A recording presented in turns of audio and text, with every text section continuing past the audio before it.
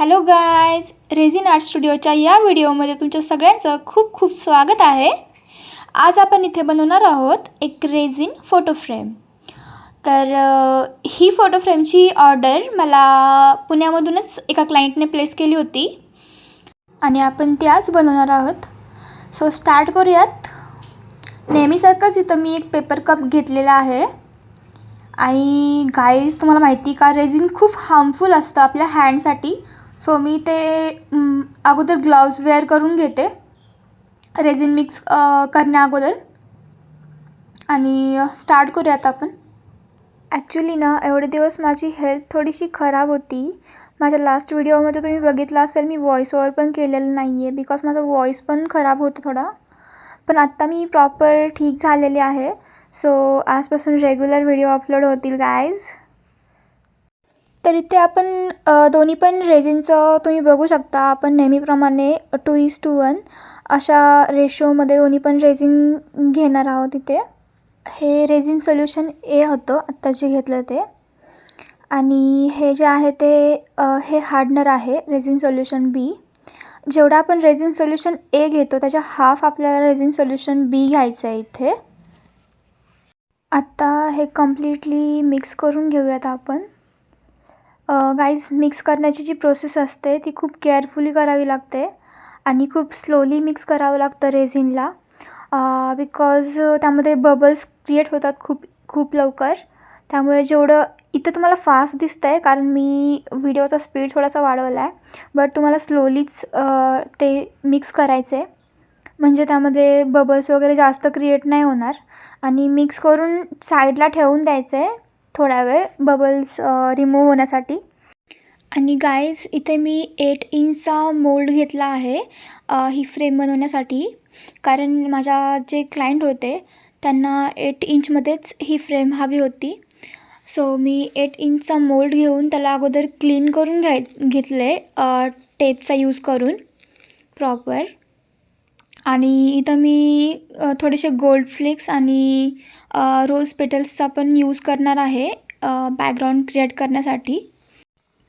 आणि इथे मी थोडंसं रेझिन सेपरेट कपमध्ये काढून त्यामध्ये गोल्ड फ्लेक्स आणि रोज पेटल्स क्रश करून ॲड केलेले आहेत आणि ते प्रॉपर मिक्स करून घेणार आहे. तुम्ही बघू शकता इथे गाईज, हे कम्प्लिटली मिक्स झालेलं आहे रेझिनमध्ये.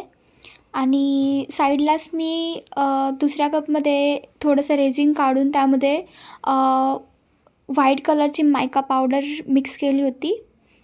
कारण गाईज, माझे जे क्लायंट होते त्यांना मी जेव्हा विचारलं की तुम्हाला फ्रेम कोणत्या कलरमध्ये हवी आहे, बॅकग्राऊंड कसं हवं आहे, तर त्यांनी मला सांगितलं की तुम्हाला जे कलर यूज करायचे ते करा, जसं बॅकग्राऊंड क्रिएट करायचं तसं करा, बस फ्रेम छान झाली पाहिजे.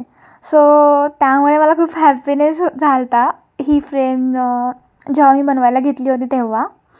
आणि आता मी ते बॅकग्राऊंडसाठी वन साईडला जे गोल्ड फ्लिक्सचं आणि रोज पेटल्सचं मिक्सचर केलं होतं ते पोर करून घेतलं आणि दुसऱ्या साईडला मायका पावडरचं मिक्सचर पोर करून घेतलं आणि ते व्यवस्थित सेट करून घेतलं वुडन स्टिकच्या हेल्पने. आणि तुम्ही ते बघू शकता की किती छान, किती सुंदर बॅकग्राऊंड क्रिएट झालेलं आहे आणि किती मस्त दिसत आहे हे कॉम्बिनेशन. आणि इथे मी मायका पावडरचा यूज केल्यामुळे जो इफेक्ट आला आहे तो पण तुम्हाला दिसत असेल.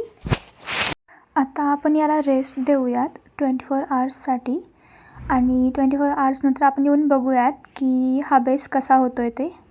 गाईज, 24 आवर्स कंप्लीट झालेले आहेत आणि हे कम्प्लिटली ड्राय झालेलं आहे. तुम्ही ते बघू शकता. खूप छान हा बेस क्रिएट झालेला आहे. आता आपण आपली पुढची प्रोसेस स्टार्ट करूयात. गाईज, या फ्रेममध्ये मला माझ्या क्लायंटचे फोटोज, LED लाईट आणि काही मॅसेज ॲड करायला सांगितलं होतं. सो ते मी अगोदर प्लेस करून घेतलेलं आहे जेणेकरून कसं दिसतं आहे ते बघण्यासाठी. सो आता आपण हे व्यवस्थित स्टिक करून घेऊयात. आणि हे स्टिक करण्यासाठी इथे मी यूज करत आहे B7000 नावाचा ग्लू, ज्याने की हे कम्प्लिटली स्टिक होऊन जाईल आणि रेझिनचा लेअर पोअर करताना मला काही डिफिकल्टी नाही होणार. सो हे कम्प्लिटली स्टिक करून घेऊयात अगोदर गाईज.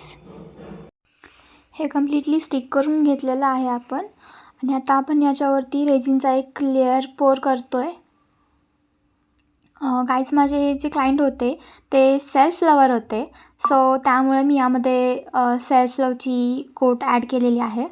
आणि या क्लायंटची अशी काही डिमांड पण नव्हती की हे फ्रेम अशीच झाली पाहिजे, तशीच झाली पाहिजे, हेच ॲड करा, तेच असं काहीच नव्हतं त्यांचं फक्त म्हणणं होतं की तुम्हाला जसं हवं तसं करा, फक्त फ्रेम छान झाली पाहिजे. सो त्यामुळे मला जास्त काही त्रास नाही झाला ही फ्रेम बनवताना.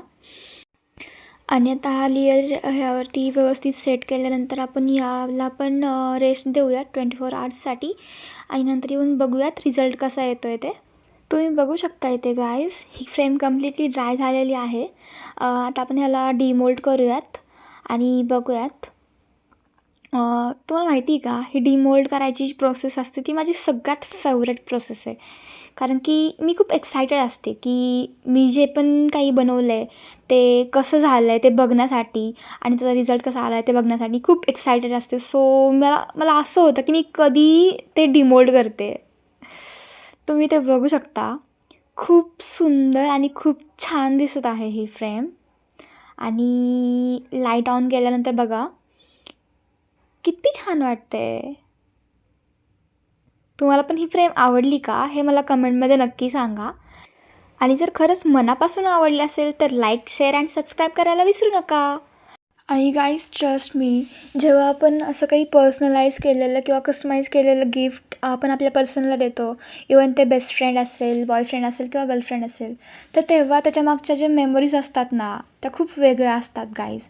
कारण जनरली आपण बाकीचे गिफ्ट्स तर देतोच नेहमी, बट असं जेव्हा आपण स्वतः कस्टमाइज करून किंवा प्रिझर्व करून कोणती गोष्ट देतो ना, तर तेव्हा ते खूप मेमोरेबल असतं आणि ते मेमोरीज लाईफटाईमसाठी राहतात. सो मी तुम्हाला नक्कीच सजेस्ट करेल अशा गिफ्ट्स देण्यासाठी तुमच्या जवळच्या पर्सनला. आणि तुम्हाला पण अशा तुमच्या काही फ्रेम्स किंवा आणखीन काही गोष्टी रेझिनपासून बनलेल्या कस्टमाइज करून घ्यायच्या असतील किंवा प्रिझर्व करून घ्यायच्या असतील तर माझ्यावरती ट्रस्ट करून माझ्याकडून कोणत्याही शेपमध्ये, कोणत्याही कलरमध्ये तुम्हाला जसं हवं तसं बनवून घेऊ शकता. त्यासाठी तुम्ही मला इन्स्टाला DM करू शकता किंवा व्हॉट्सअपला कॉन्टॅक्ट करू शकता. माझा इन्स्टा ID आणि व्हॉट्सअप नंबर डिस्क्रिप्शन बॉक्समध्ये दिलेला आहे. आता मी तुम्हाला ही फ्रेम स्टँडवरती प्लेस करून दाखवते. आपण इथे याच्यासाठी 4 इंचचं स्टँड यूज केलेलं आहे. तुम्ही इथं बघू शकता. याच्यावरती ठेवल्यानंतर हे किती सुंदर दिसत आहे गाईज.